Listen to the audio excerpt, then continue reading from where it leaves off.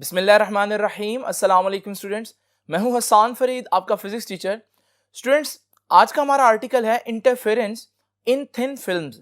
Interference को हम already बहुत डिटेल में डिस्कस कर चुके हैं, लेकिन ये थिन फिल्म्स क्या होती हैं और इनके अंदर इंटरफेरेंस का क्या मतलब है, आइए जरा आज का लेक्चर देखते हैं। स्टूडेंट्स, ये डायग्राम आप लोगों के सामने मैंने बनाई है। इस डायग्राम को मैं बाद में एक्सप्लेन करता हूं। पहले आते हैं आज के टॉपिक पर। टॉपिक क्या है? Interference in thin films. पहले तो आपको यह पता होना चाहिए कि इंटरफेरेंस क्या होता है। तो सबसे पहले मैं आपको थोड़ा सा रिपीट कर दूं इंटरफेरेंस की डेफिनेशन। तो स्टूडेंट्स, मैंने आपको लास्ट टाइम बताया था कि भाई आप लोगों ने पार्टिकल्स का पार्टिकल से टकराना देखा, लेकिन जब वेव से आपस में मिलती है या टकराती है, एक किस्म का आप कह सकते हैं, तो फिर क्या होगा? तो कोलिजन तो नहीं होगा जैसे पार्टिकल्स में होता है। वेव जब वेव से मिलती है तो जो प्रोसेस होता है उसे हम बोलते हैं इंटरफेरेंस। तो इंटरफेरेंस क्या होता है जी? ये मिलना है वेव्स का, सुपरपोजिशन ऑफ, सुपरपोजिशन आसान अल्फाज में अगर मैं बोलूं तो मिलना, मिक्स होना, सुपरपोजिशन ऑफ टू और मोर वेव्स। मैं यहां दो वेव्स की बात करूंगा, ठीक है, लेकिन वो वेव्स कैसी होनी चाहिए? Of same frequency and propagating in same direction. तो ये है हमारे पास इंटरफेरेंस की डेफिनेशन। तो याद रखिएगा, दो वेव्स अगर सेम फ्रीक्वेंसी की हो और सेम डायरेक्शन में जा रही हो, तो जब वो मिलती हैं तो वो इंटरफेरेंस करती हैं। अब इस इंटरफेरेंस में रिजल्ट क्या आएगा? तो वो रिजल्ट मैंने आप लोगों को बताया था दो किस्म के हो सकते हैं। या तो वो इंटरफेरेंस कंस्ट्रक्टिव हो सकता है, या वो इंटरफेरेंस डिस्ट्रक्टिव हो सकता है। तो स्टूडेंट्स, अब ये जो कंस्ट्रक्टिव और डिस्ट्रक्टिव इंटरफेरेंस है, इसको अगर मैं आसान अल्फाज में बोलूं तो ये एक वेव है, वेव 1, ये दूसरी वेव है, वेव 2। अब ये दोनों वेव्स जो है ये आपस में मिलेंगी, लेकिन आप देख रहे हैं जब ये मिल रही हैं, क्रस्ट के ऊपर आ रहा है और ट्रफ जो है वो ट्रफ के ऊपर आ रहा है। इस सूरत में जब क्रस्ट के ऊपर आए, ट्रफ के ऊपर आए, तो रिजल्टेंट वेव जो है उसका क्रस्ट भी बड़ा होता है और ट्रफ भी बड़ा होता है। ये जो इंटरफेरेंस है इसे बोलते हैं कंस्ट्रक्टिव इंटरफेरेंस, और ये तब होता है जब क्रस्ट के ऊपर क्रस्ट और ट्रफ के ऊपर ट्रफ आए। आसान डेफिनेशन यही है इसकी। नाउ स्टूडेंट्स, डिस्ट्रक्टिव इंटरफेरेंस क्या होगा? अगर दो वेव्स हैं तो ये वेव के क्रस्ट के ऊपर दूसरी वेव का ट्रफ आए, तो फिर आप देखेंगे ये एक दूसरे के इफेक्ट को कैंसिल करेंगे और रिजल्टेंट वेव नहीं होगी, कैंसिल हो जाएगी। तो स्टूडेंट्स, ये है डिस्ट्रक्टिव इंटरफेरेंस। तो सबसे पहले तो आपको आज के आर्टिकल के स्टार्ट से पहले पता होना चाहिए इंटरफेरेंस बजाते खुद क्या होती है, और इंटरफेरेंस की शर्त क्या है? सेम फ्रीक्वेंसी और सेम डायरेक्शन वाली वेव्स होनी चाहिए। और इंटरफेरेंस का रिजल्ट क्या होता है? या तो कंस्ट्रक्टिव रिजल्ट होता है और वेव पहले के मुकाबले में ज्यादा बड़ी हो जाती है, या डिस्ट्रक्टिव रिजल्ट होता है और वेव को कैंसिल कर देती है। नाउ स्टूडेंट्स, ये तो हो गया इंटरफेरेंस, आज के टॉपिक का पहला वर्ड। उसके बाद थिन फिल्म्स क्या होती हैं? यहां फिल्म का मतलब क्या है?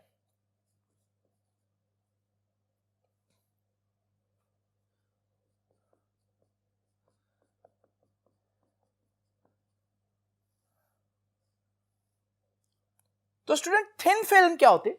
एक ट्रांसपेरेंट मीडियम होता है जो इतना पतला होता है जितनी लाइट की वेवलेंथ छोटी होती है, उसके कंपैरिजन में होता है, कंपेरेबल होता है। तो स्टूडेंट्स, इसको अगर मैं डिफाइन करूं तो थिन फिल्म्स क्या है? अ ट्रांसपेरेंट मीडियम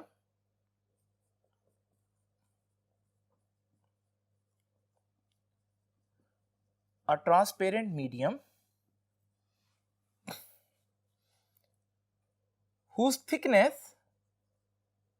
जिसकी जो मोटाई है, whose thickness is comparable with wavelength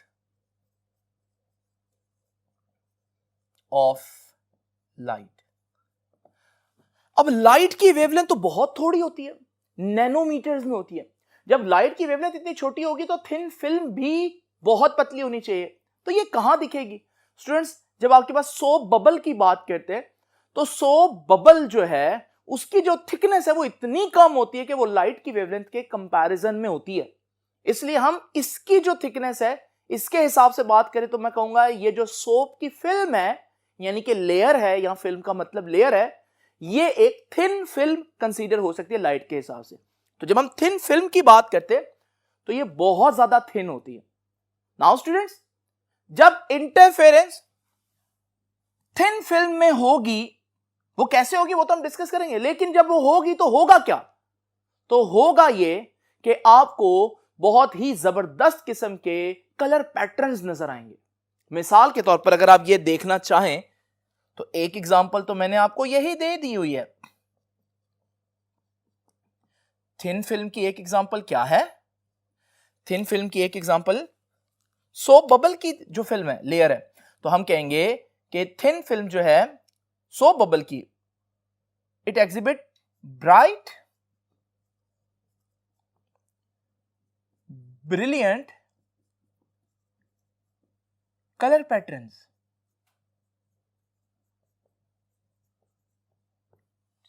ठीक है, कौन करता है ऐसे? इन सोप बबल। इसी तरह से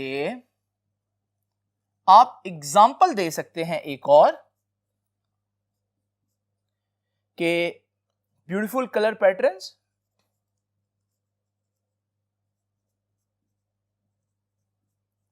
beautiful colour patterns in oil film over water. आप लोगों ने देखा होगा कि समटाइम अगर पेट्रोल वगैरह, ऑयल वगैरह पानी के साथ मिक्स हो तो पानी के साथ मिक्स होने पर जब उन पर लाइट रिफ्लेक्ट होती है तो वहां पर भी इस तरह के कलर पैटर्न नजर आते हैं। तो सोप बबल के ऊपर का कलर पैटर्न नजर आना और ऑयल फिल्म के ऊपर जो कलर पैटर्न है वो नजर आना, ये दोनों ही किस वजह से हैं? क्योंकि उन दोनों सिस्टम के अंदर मौजूद जो थिन फिल्म्स हैं उसमें लाइट की इंटरफेरेंस हो रही है। अब ये जो बातें मैंने आप लोगों की लिखी हैं, ये आप लोगों का आर्टिकल जिस पेज पर दिया हुआ है उस पेज के पहले पैराग्राफ में आपको ये डेफिनेशन भी मिल जाएगी कि हमारे पास थिन फिल्म्स क्या है, बिल्कुल पहली लाइन में। और फिर आपको ये भी पता चल जाएगा कि थिन फिल्म्स में इंटरफेरेंस होने से हमारे पास जो कलर पैटर्न्स बनते हैं वो कहां सोप बबल और ऑयल फिल्म में बनते हैं। नाउ स्टूडेंट्स, अब आप सोच रहे होंगे कि हमारे पास ये तो पता चल गया कि ऑयल फिल्म में से जब व्हाइट लाइट इंटरफेयर करती है तो कलर पैटर्न्स बनते हैं, लेकिन क्यों बनते हैं, उसकी वजह, वो प्रोसेस क्या है, वो सारा सिस्टम जानने के लिए मैंने आप लोगों के सामने एक डायग्राम बनाई है। अब आते हैं इस डायग्राम की तरफ। इस डायग्राम में सबसे पहले तो आप ये देखें कि ये डायग्राम क्यों बनाई है। आप लोग देखते हैं कि जब बारिश होती है तो वो जो पेट्रोल वगैरह जज्ब हो चुका होता है गाड़ियों से निकल निकल के रोड के ऊपर, वो पेट्रोल ऊपर आ जाता है। अब क्योंकि वो पानी से हल्का है तो पानी की लेयर नीचे होगी और ऑयल की जो लेयर है वो पानी के ऊपर होगी और उसके ऊपर एयर होगा। तो ये जरा तरतीब देख लें कि ऑयल ऊपर और वाटर नीचे है। अब जरा स्टूडेंट्स, दूसरी इंपॉर्टेंट बात यह है कि अगर आप ये डायग्राम जो मैंने बनाई है इसको उस डायग्राम से जो बुक ने बनाई है कंपेयर करें तो ये सेम नहीं है, बल्कि आप देख रहे हैं कि कुछ थोड़ा सा डिफरेंस तो है। अब मैं ये डिस्कस करूंगा कि ये डिफरेंस क्यों है और इस डायग्राम से जो मैंने बनाई है बुक की डायग्राम कैसे निकालनी है। अब स्टूडेंट्स, ये सारी बात मैं एक्सप्लेनेशन में बताऊंगा और याद रखिएगा एक्सप्लेनेशन में मैं डायग्राम में जो जो स्टेप करूंगा एग्जैक्ट वो चीजें लिखूंगा और मैं आपके सामने पूरी तरह से एक्सप्लेन नहीं करूंगा। बुक ने ये बात जो है वो आपके इस पेज पर, ये जो पैराग्राफ है इसमें सारा एक्सप्लेन ही किया है, लेकिन मैं आपके सामने पॉइंट्स की फॉर्म में ये चीजें लिखता जाऊंगा। नाउ स्टूडेंट्स देखिए, सबसे पहले तो आप ये देखें, एक लाइट आ रही है जिसे मैंने ए बी का नाम दिया और ये इंसिडेंट लाइट है, ये आकर यहां पर टकराएगी। कहां पर टकराएगी? ऑयल की लेयर के अपर पोर्शन पर। और ये ए बी लाइट जो है ये कोई आम लाइट नहीं है, बल्कि ये एक मोनोक्रोमैटिक लाइट है। सबसे इंपॉर्टेंट बात, मोनोक्रोमैटिक क्या होती है स्टूडेंट्स? मोनोक्रोमैटिक व्हाइट लाइट नहीं होती, बल्कि मोनोक्रोमैटिक एक ऐसी लाइट होती है जिसमें सिर्फ एक कलर हो, pure red, pure green, pure yellow. किसी 2 या 3 या 4 कलर्स का मिक्सचर ना हो वो, तो ये सिंगल वेवलेंथ जो है वो हमारे पास इस पॉइंट पर आकर टकराएगी। अब तो ये जो रे है ए बी, ये इस पॉइंट बी पर आकर टकराई, ठीक है जी। तो ये मैं लिख देता हूं बात कि आ monochromatic light, ray of light, जिसे मैंने ए बी का नाम दिया, इंसिडेंट टकराती है, कहां टकरा रही है? On upper layer of oil, on upper side of oil layer. तो वो जो ऑयल की लेयर है उसकी ऊपर वाली साइड के ऊपर ये लाइट आकर टकराई। अब ये लाइट क्या करेगी? दो ही बातें, या तो ये लाइट रिफ्लेक्ट होगी या रिफ्रैक्ट होगी। रिफ्लेक्ट का मतलब क्या होता है? जिस मीडियम में आए वापस उसी मीडियम में चली जाए। और रिफ्रैक्ट का मतलब क्या होता है? नेक्स्ट मीडियम में एंटर हो जाए।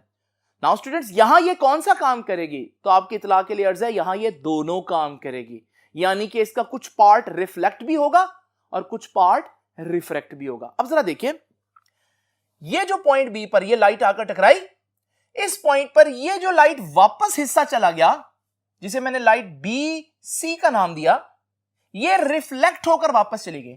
और जब लाइट रिफ्लेक्ट होता है, आपको पता है जिस एंगल पर टकराती है उसी एंगल पर वापस चली जाती है।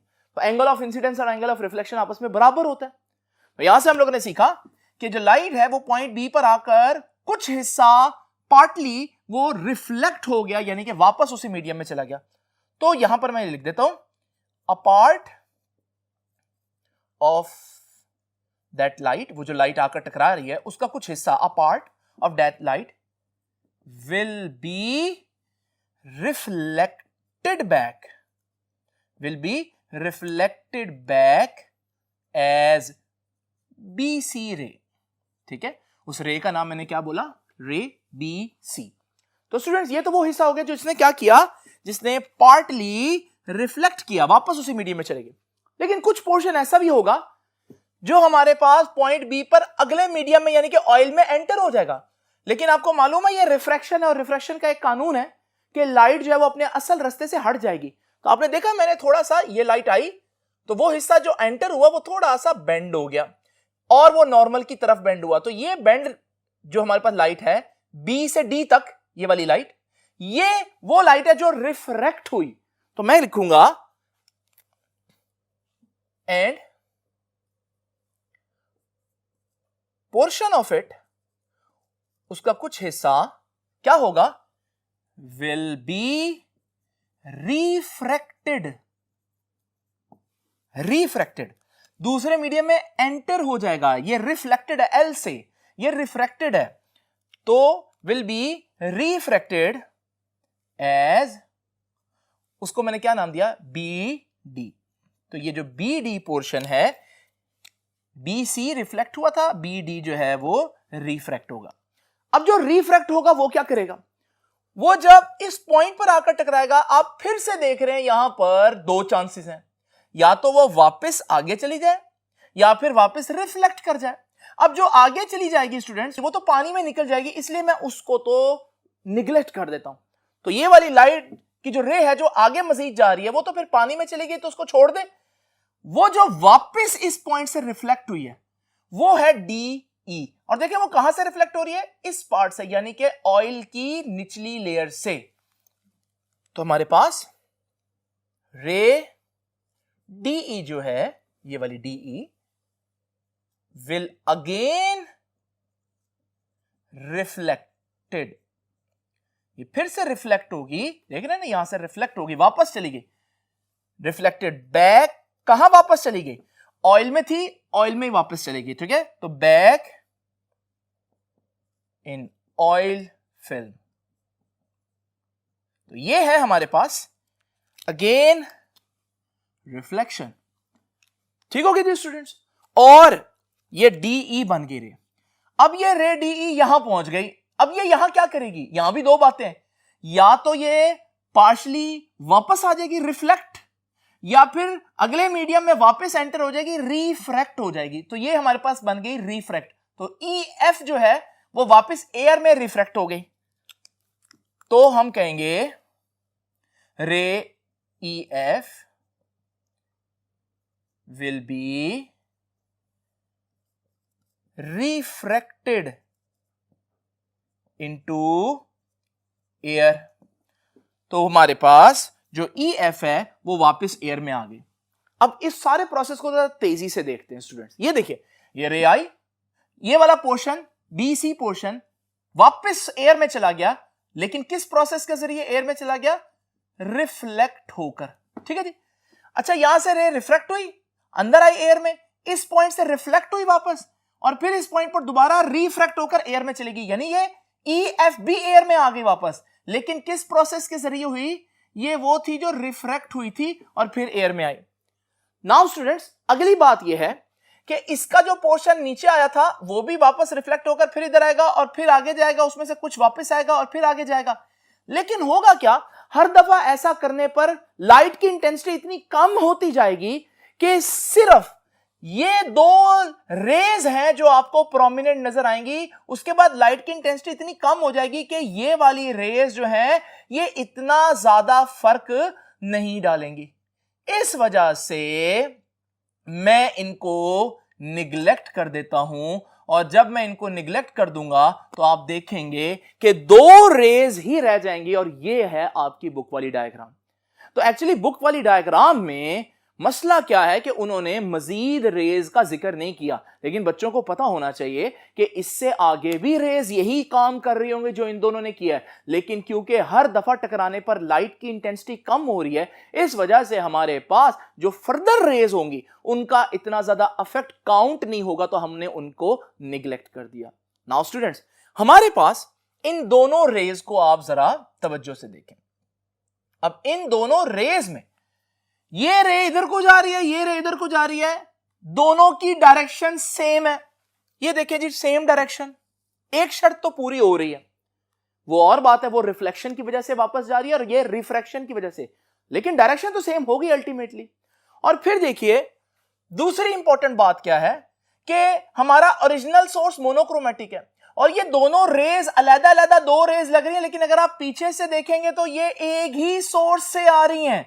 इनको सिर्फ स्प्लिट कर दिया है, अलग अलग कर दिया, डिवाइड कर दिया, लेकिन इनका सोर्स सेम है। तो फिर जो इनकी फ्रीक्वेंसी थी सोर्स की, वही इन दोनों की भी फ्रीक्वेंसी होगी। इसका मतलब आपने इनकी फ्रीक्वेंसी भी चेंज नहीं की, तो इनकी फ्रीक्वेंसी भी सेम हुई। यानी कि ये ऐसी दो वेव्स हैं R1 और R2 जिनको मैंने नाम दिया, ये ऐसी दो वेव्स हैं जो एक ही डायरेक्शन में जा रही हैं और एक ही फ्रीक्वेंसी की है। तो ये तो आपस में क्या करेंगी? इंटरफेरेंस। लेकिन इंटरफेरेंस के लिए एक और शर्त भी थी कि ये दोनों वेव्स बहुत करीब करीब होनी चाहिए।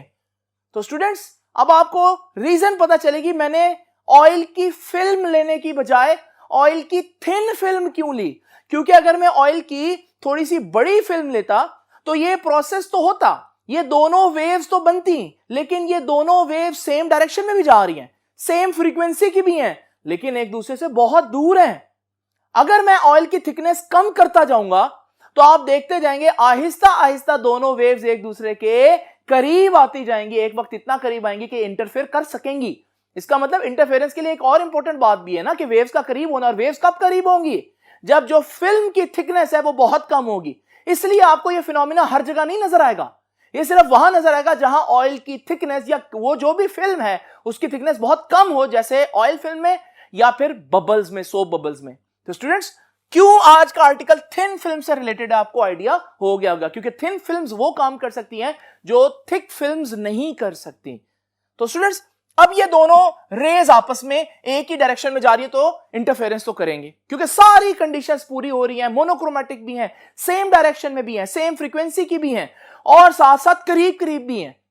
तो फिर इनका इंटरफेरेंस करना बनता है। लेकिन मैंने आपको आज के लेक्चर में पहले ही बता दिया था कि इंटरफेरेंस तो दो तरह से होता है, कंस्ट्रक्टिव और डिस्ट्रक्टिव। अब ये कौन सा इंटरफेरेंस करेंगी डिपेंड करता है कि इनका पाथ डिफरेंस क्या है।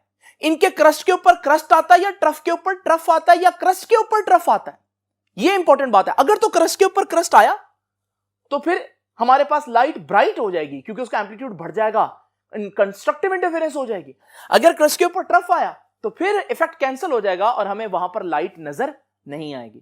तो स्टूडेंट्स, अब यहां पर क्या होगा, असल क्वेश्चन तो ये है।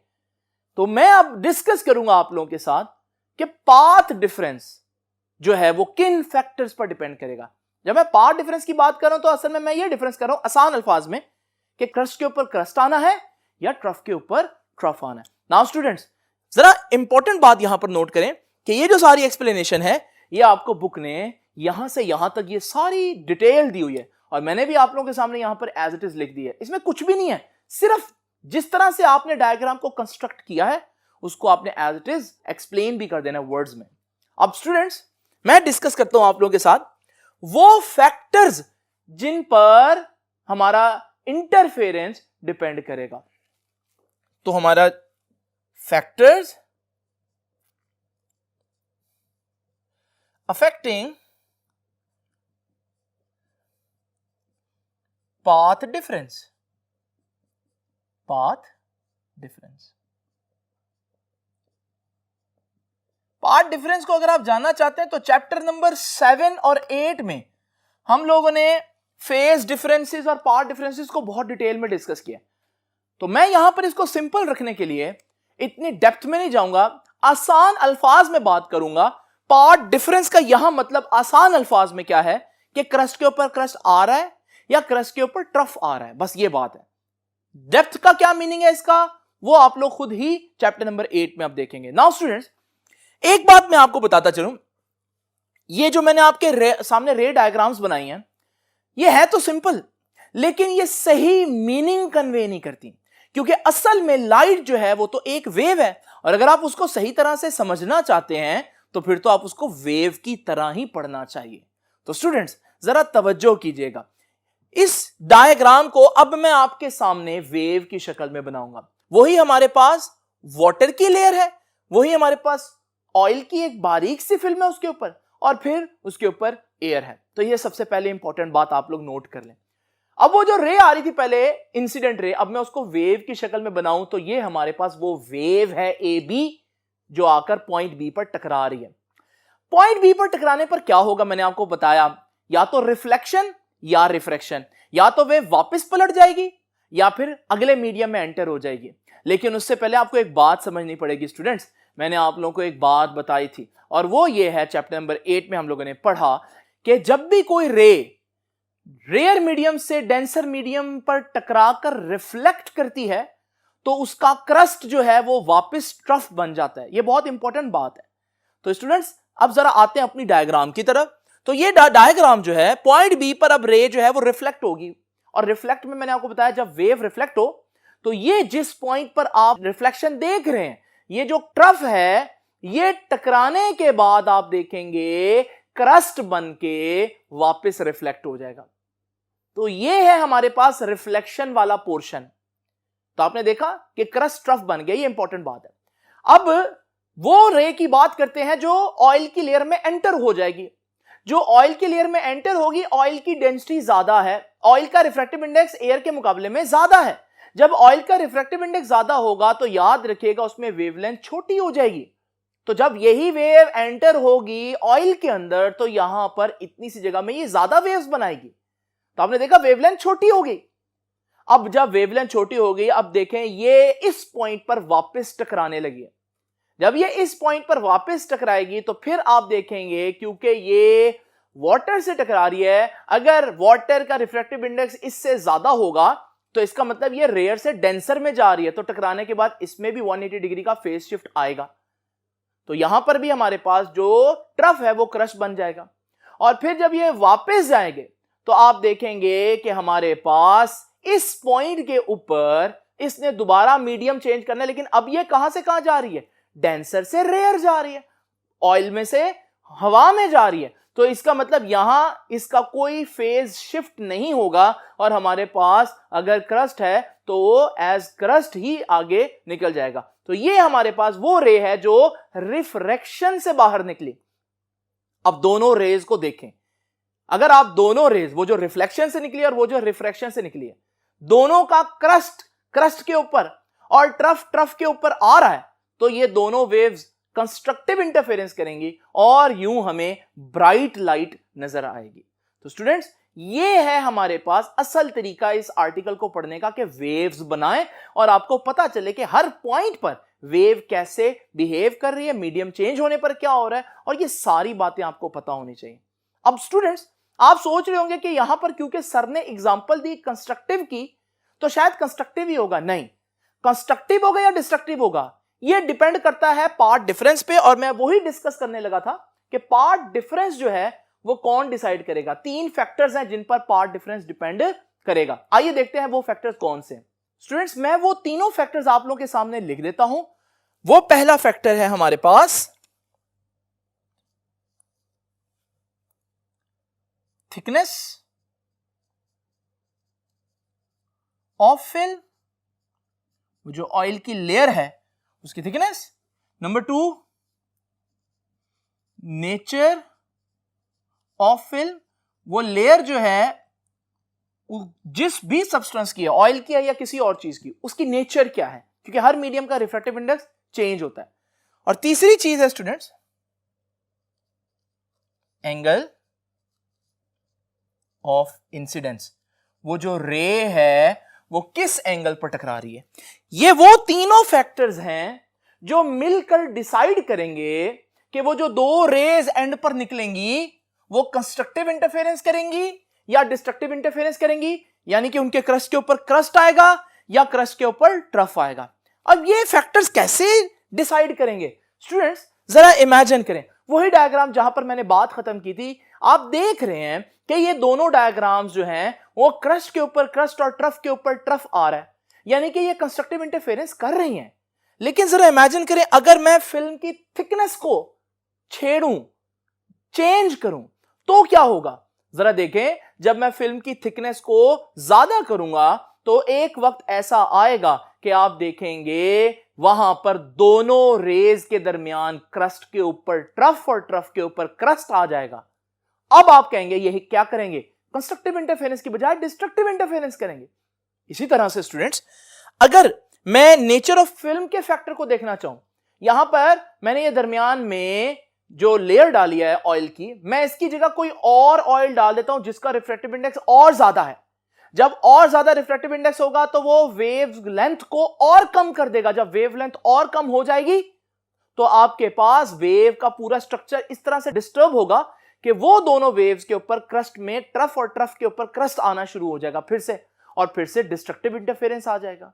और फिर देखिए वही पुरानी वाली डायग्राम जिसमें कंस्ट्रक्टिव इंटरफेरेंस है, यानी कि क्रस्ट के ऊपर क्रस्ट है। जरा इमेजिन करें अगर मैं एंगल ऑफ इंसिडेंस चेंज कर दूं, इसमें मैं क्या करूंगा, वो जो रे है स्टार्टिंग इंसिडेंट रे, उसको उसका एंगल चेंज कर दूं। जब एंगल चेंज हो जाएगा तो सारे एंगल्स चेंज हो जाएंगे, जिसकी वजह से हमारे पास जो क्रस्ट है उसके ऊपर फिर से ट्रफ और ट्रफ के ऊपर क्रस्ट आना शुरू हो जाएगा, और हम कहेंगे अब फिर से कंस्ट्रक्टिव किसमें चेंज हो गया, destructive interference.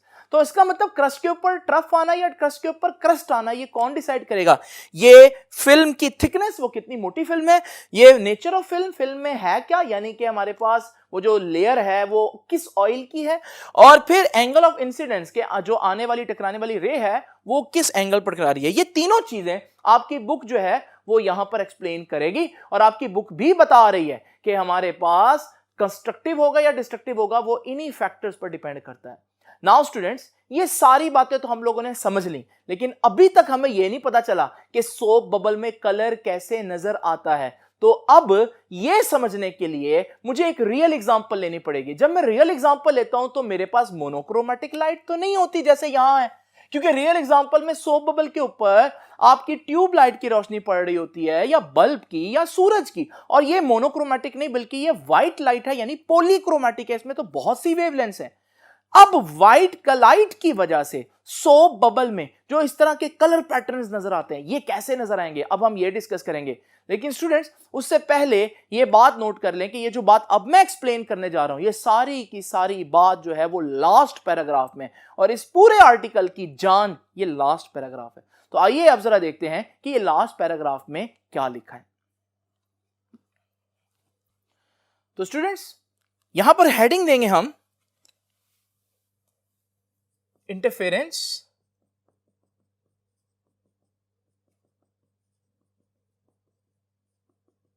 In thin films, लेकिन because of which light, due to white light. अब ये व्हाइट लाइट क्या करेगी, तो जरा देखते हैं स्टूडेंट्स। देखिए सबसे पहले तो हम वही केस डिस्कस करते हैं कि हमारे पास वाटर है, वाटर के ऊपर एक बहुत थिन लेयर है ऑयल की और उसके ऊपर एयर है। नाउ स्टूडेंट्स ये आइडियल कंडीशन है, आप देख रहे हैं जो थिन लेयर है उसकी थिकनेस हर जगह पर सेम है, लेकिन रियलिटी में ऐसा नहीं होता, बल्कि होता क्या है कि ये जो थिकनेस है ये इरेगुलर होती है, कहीं पर ज्यादा थिक होती है तो कहीं पर कम थिक होती है ये लेयर। अगर मैं इरेगुलर थिकनेस की लेयर लूं तो क्या होगा, आइए जरा इस जगह की बात करते हैं जहां पर हम देख रहे हैं कि थिकनेस थोड़ी सी ज्यादा है। जब यहां पर व्हाइट लाइट गिरेगी, व्हाइट लाइट को स्टडी करना है तो सारी वेव्स को अलग-अलग स्टडी करना पड़ेगा। अब मैं जल्दी जल्दी बताता हूं, इस व्हाइट लाइट में जो रेड पोर्शन था उसने रेड के साथ इंटरफेरेंस की और हमारे पास रेड के केस में क्रस्ट के ऊपर क्रस्ट और ट्रफ के ऊपर ट्रफ आ रहा है तो कंस्ट्रक्टिव इंटरफेरेंस होगी, यानी कि रेड नजर आएगा। इसी तरह से अगर हम बात करें यहां पर ब्लू की तो आप देखेंगे जब ब्लू का केस होगा तो ब्लू में भी क्रस्ट के ऊपर क्रस्ट और ट्रफ के ऊपर ट्रफ ही आएगा, तो कंस्ट्रक्टिव इंटरफेरेंस। अब इमेजिन करें ग्रीन की, अब यहां पर थिकनेस कुछ इस तरह से थी कि जब ग्रीन लाइट गुजरी तो ग्रीन लाइट जो है उसके केस में क्रस्ट के ऊपर ट्रफ और ट्रफ के ऊपर क्रस्ट आ गया, जिसकी वजह से ग्रीन लाइन ने डिस्ट्रक्टिव इंटरफेरेंस की और ग्रीन लाइट हमें नजर नहीं आएगी। तो 7 कलर में से एक कलर नजर नहीं आएगा तो फिर हमें बाकी कलर नजर आएंगे? नहीं स्टूडेंट्स, हमें उनका मिक्सचर नजर आएगा। और याद रखिएगा जब हमारे पास रेनबो कलर्स में से यानी कि वो 7 कलर्स में से आप ग्रीन निकाल दें तो बाकी कलर्स सारा इकट्ठा मिक्सचर पिंक कलर का नजर आएगा। इस वजह से आप सोचते होंगे कि पिंक कलर तो रेनबो में नहीं है, फिर पिंक कलर कैसे नजर आता है? तो जब सारे कलर्स आपकी आंख में पड़े सिवाय ग्रीन के तो पिंक नजर आता है। इसी तरह से जब हम बात करते हैं किसी पॉइंट आगे की, जैसे कि हमारे पास यहां पर जहां थिकनेस कम है, तो जब आप यहां पर देखेंगे तो हो सकता है यहां पर ग्रीन की बजाय रेड जो है वो डिस्ट्रक्टिव इंटरफेरेंस कर ले, उसमें क्रस्ट के ऊपर ट्रफ और ट्रफ के ऊपर क्रस्ट आए और बाकी सारी लाइट्स आपको नजर आए तो उनका मिक्सचर नजर आएगा। तो हर पॉइंट पर थिकनेस चेंज होती जाएगी। हर पॉइंट पर थिकनेस के चेंज होने से वो कलर जिसने डिस्ट्रक्टिव करना है वो भी चेंज होता जाएगा, तो आपके पास जो मिक्सचर है वो डिफरेंट नजर आता जाएगा। तो अगर आप इसी बात को मुसलसल रिपीट करते रहें तो आपके पास अल्टीमेटली ये वाला फिनोमिना आपको नजर आएगा। और इस ऑयल फिल्म के ऊपर डिफरेंट कलर्स का नजर आना आपको इस बात की निशानदेही कर रहा है कि किसी पॉइंट पर कोई कलर डिस्ट्रक्टिव इंटरफेरेंस कर रहा है और बाकी कंस्ट्रक्टिव का मिक्सचर नजर आ रहा है। इसी तरह से कोई और पॉइंट अगर आप लेंगे तो वहां कोई और डिस्ट्रक्टिव इंटरफेरेंस कर रहा होगा, कोई और कलर, लेकिन बाकी सब कलर्स कंस्ट्रक्टिव इंटरफेरेंस करके उनका मिक्सचर नजर आएगा। इस वजह से हमें सोप बबल्स के ऊपर भी ब्यूटीफुल कलर पैटर्न्स नजर आते हैं। और स्टूडेंट्स आप लोगों ने देखा कि व्हाइट लाइट की अगर आपने ये डिस्पर्शन एक्सप्लेन करनी है तो फिर उसके लिए सबसे इंपॉर्टेंट बात यह है कि थिकनेस इरेगुलर होनी चाहिए। इसलिए लास्ट पैराग्राफ में बुक सबसे स्टार्ट में यही कहती है कि अब हम जो लेयर लेंगे वो कैसी लेंगे, इरेगुलर थिकनेस की। और फिर वो ये बताएगी कि हमारे पास जो कंडीशन फॉर डिस्ट्रक्टिव इंटरफेरेंस किसी एक रे का जो है वो सेटिस्फाई हो जाएगा तो वो रे डिस्ट्रक्टिव हो जाएगी, बाकी सबका हमें मिक्सचर जो है वो नजर आएगा। ये है students interference due to thin films. I hope कि अब आपको बिल्कुल आइडिया हो गया होगा कि डिफरेंट कलर पैटर्न्स जो हैं वो आपको क्यों नजर आते हैं। तो स्टूडेंट्स ये था आज का लेक्चर, आपसे मुलाकात होगी इंशाल्लाह नेक्स्ट लेक्चर में। तब तक के लिए अल्लाह हाफिज।